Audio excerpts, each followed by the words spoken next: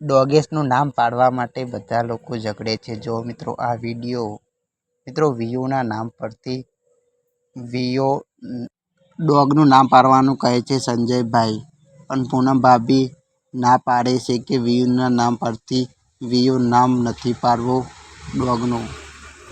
ત્યારે રંજીતભાઈ અને પાર્વતી ભાભી હસે છે કે હવે કયું નામ પાડવું. ત્યાર પછી પૂનમ ભાભી ડોગને બોલાવે છે ડોગી ડોગી કહીને, અને સંજયભાઈ વિયો વિયો કહીને બોલાવે છે. તો મિત્રો હવે આ ડોગનું નામ શું પાડશે?